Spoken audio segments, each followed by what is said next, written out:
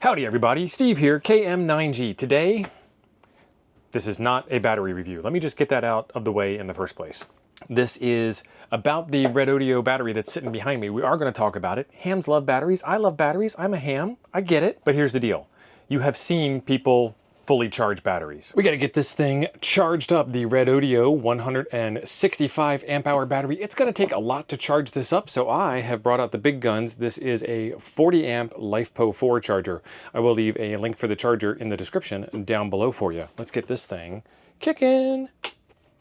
There she goes. You have seen people do capacity tests on batteries. This is one of the really cool things about lithium iron phosphate batteries. We've got 164.162 amp hours pulled out, and we're still putting out 11.96 volts, real close to 12 volts. 17 hours, 16 minutes later, we pulled 170 amp hours out of the battery. You've seen people verify that batteries can be filled up after they're completely drained. We got the green light. Green light means full. Green light means go. This battery is a smart battery with a Bluetooth controller in it. You've seen people talk about Bluetooth controllers in batteries. And yeah, you've seen people use batteries before too.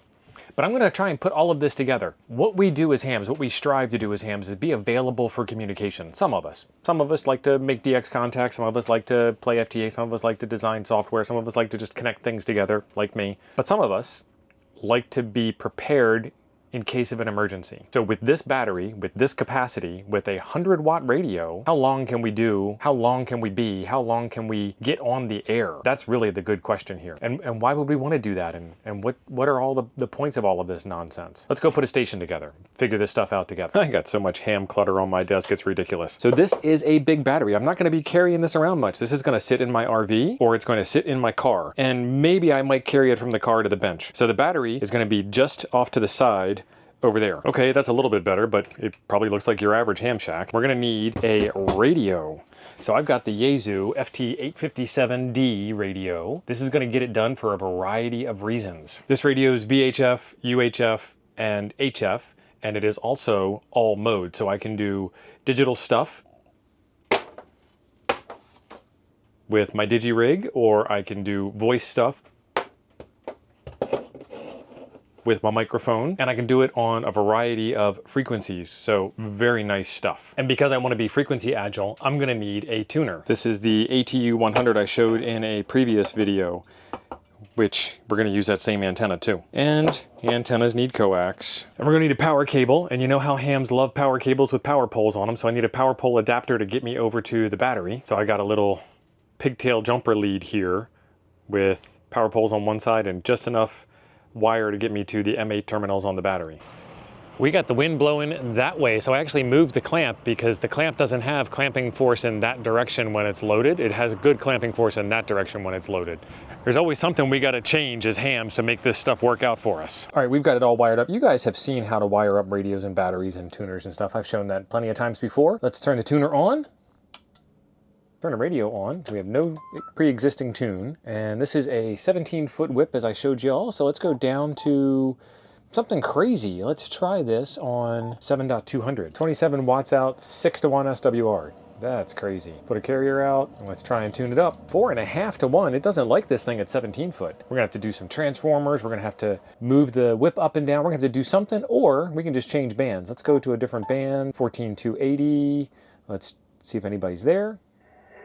I don't mind tuning up on 7.200. I think I can barely hear somebody, so I'm gonna go up 3. Starting to get some more noise. It's interesting, this is the first time I'm using this, and this radio display color is changing based on the signal to noise ratio. That's pretty interesting.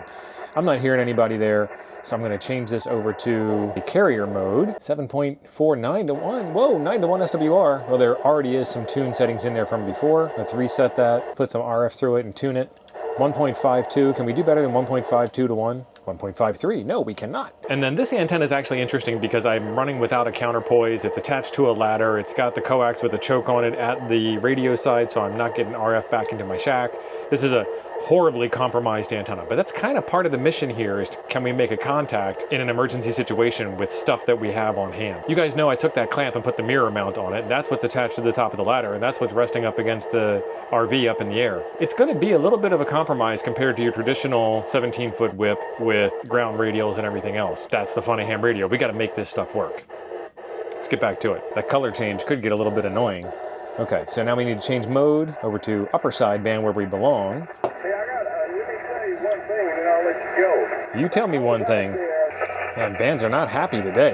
Now let me turn that down, see what solar conditions look like today. We got thunderstorms in our area, and these are all things that you would need to run additionally. So I might need some type of 12 volt to USB converter, or some way to run my laptop, some way to run my internet, maybe something like that. Right now I'm using a battery powered cell phone to take a look at this. Let me show you what I'm looking at. This is solarham.com, and I like coming out here, and solar flares are pretty low. A couple of different indexes up here, but the good part up here is the SFI is 156 today, which is a little low. That's yellow. It should be green in order for this to be good. So it's a little low. So that could be why, but there are some people on the band. Another thing we can do that I like doing to just try and make contacts is go to the POTA spotting page, and we are looking at 20 meter band. The first person that I see 35 seconds ago is in Louisiana, 14286 K9YP. Let's go try it.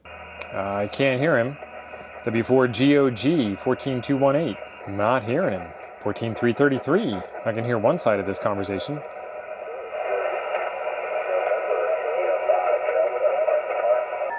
All right, let's try 15 meters. FT8 is strong, and it was set on that band that was already in digi mode, so the last ham to use this was a digital ham. I haven't tuned the antenna yet on this band, but I want to see if I can hear somebody anyway.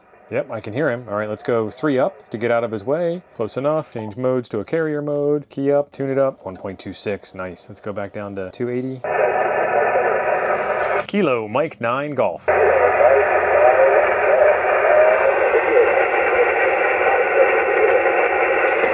All right, I copied a 5-6. I'll give you a 5-6 in return. I am in Wisconsin. Whiskey Indigo. Thank you for the Whiskey India. Thank you for hunting. I appreciate you guys' time today. And 73, my friend. Good luck. Can't find it on one band, find it on another band. We moved up to 15 meters, and we were able to make a contact pretty quick. I'm going to try making a couple more contacts. We're going to have a little more fun.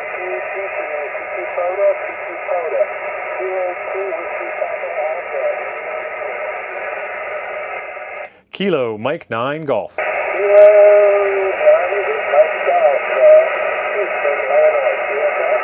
Kilo, Mike 9, Golf. I got you 5-5 in Wisconsin. Whiskey Indigo. All right, the band is fading away, but I got you in my log on my side. Kilo, Mike 9, Golf. KM9G. Kilo, Mike 9, Golf. Yep. I am from Texas, but I'm currently in Wisconsin. Whiskey Indigo.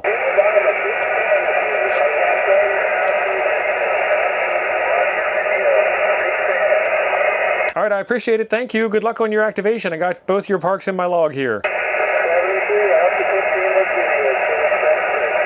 73. See ya. There you go. All right, let's try 10 meters. Turn that down a bit.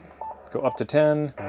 Nothing on digital. Let's go up to 28.523 where this guy's at. Yeah, I think I'll change that color change function. 28.340. Somebody else came in. I don't hear him, but I know he's there. Let's move off frequency and on to another one.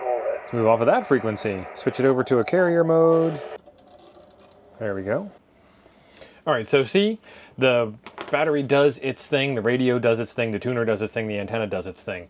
But really the question that comes to mind with a battery this big is how long can you do the thing? And then in order to answer that question, I need to know what the thing is that you're doing. So if you're in kind of an emergency communications scenario, let's say you're talking 25% of the time, you're hearing somebody talk 25% of the time, active listening, there's actually a signal present. Or you're in standby 50% of the time. So it's kind of a 50-50 thing. Half the time you're talking, half the time you're listening, and then when you're not doing either of those two things, the other 50% of the time, it is in standby. This battery, this radio, pretty darn close to 24 solid hours. You're not going to be doing that. You're going to take a break for a meal, somebody's going to come up to talk to you, you're going to have to take some action, take some notes, do something, you're going to sleep, you're going to have to do all kinds of stuff. This battery will last you an entire weekend of ham radio, in my estimation.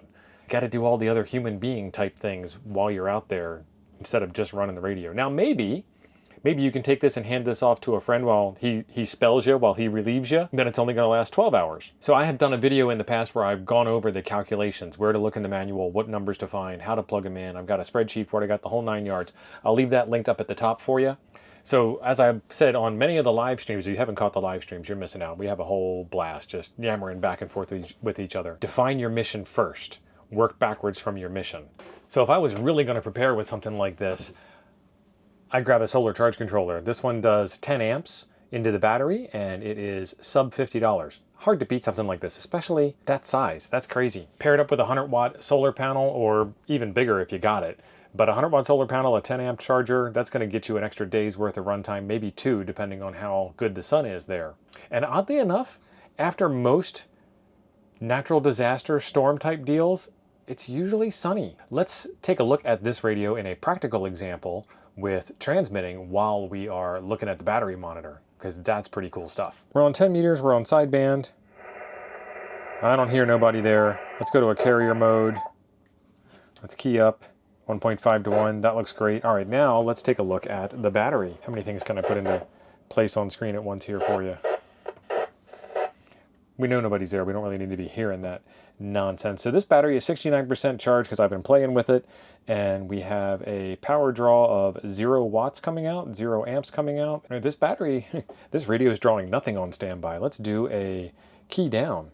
This is FM radio mode. There you go, 15 amps key down, and we're starting to get some juice out of it. 7.5 hours. If I just key down straight for 7.5 hours at 100 and some watts FM, I'm not going to do that. We go back to standby, and there's not enough standby current draw to really trip the meter there. I know it's a little bit higher than 0.0. Key up again, FM, full power mode. So pretty cool that you get information like that in real time. 200 watts power coming in to put 100 watts of power going out. Pretty slick. And that battery is only at 68% state of charge, so 7.5 hours full key down, 68% state of charge. Imagine if it was the other 30% charge to get you the rest of the way there. Define your mission. Find the size of the battery that you want. Get after it. Redodo makes a whole bunch of different size batteries. They make batteries that aren't as smart as this one. This one's got that low temperature cutoff. This one's the size of a car battery. It is a Group 31. It's a big boy. It doesn't weigh that much compared to an old car battery. There's the emergency siren. I better get back on the air and see what I can do to help out these people. There are links down below for this battery and for others like it. One thing that I have to do after this emergency's over is I've got to take this battery and plug it into an inverter and see if I can get my lunch cooked with it. I'm going to do that over on my RV channel. I'm going to leave a link to that video right here for you so that you don't miss out. Thanks for being awesome. I'll see you over there.